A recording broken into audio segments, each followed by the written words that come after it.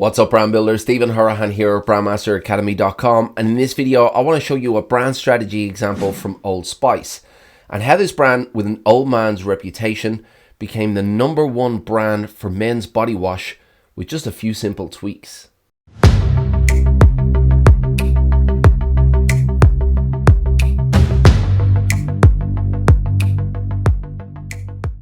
Now, if you're new to the channel and you want to build brands that go beyond the visuals and the logo using strategy, psychology, and creative thinking, then you're in the right place. Hit that subscribe button and the notification bell. If you want to fast track your results, make sure you grab the Pro Brand Strategy Blueprint. It's a free download and the link is in the description.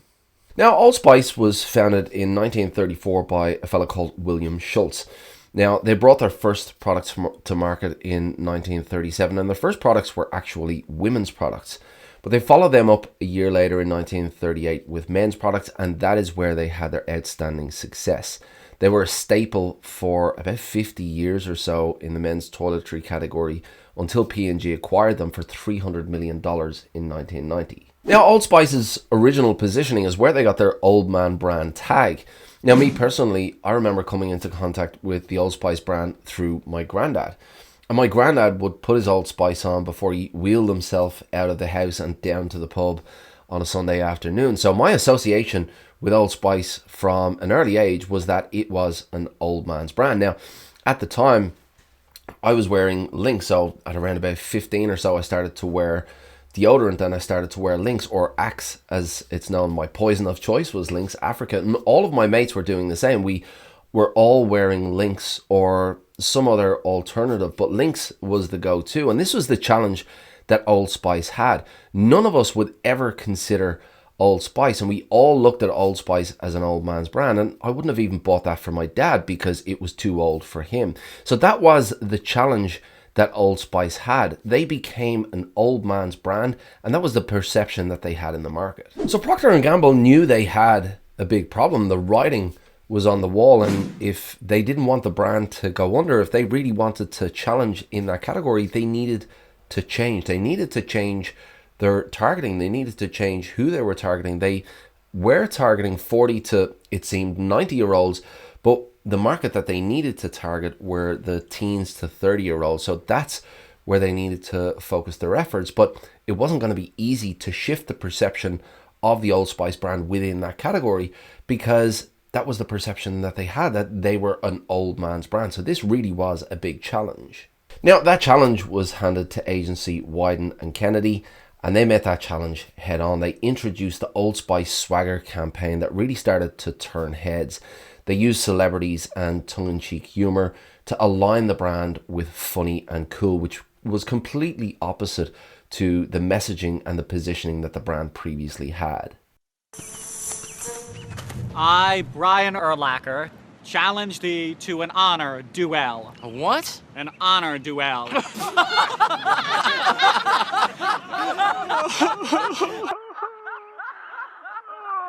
That was me, Brian Urlacher. Then I started using swagger from Old Spice. Who's laughing now? Me.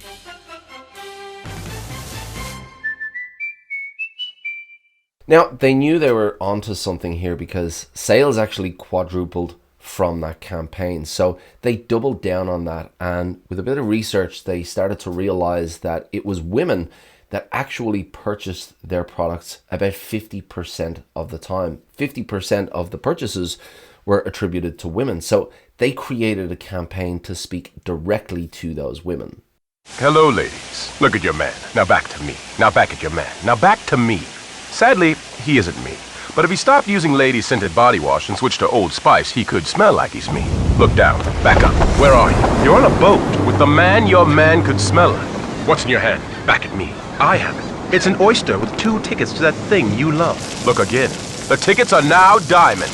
Anything is possible when your man smells like Old Spice and not a lady. I'm on a horse.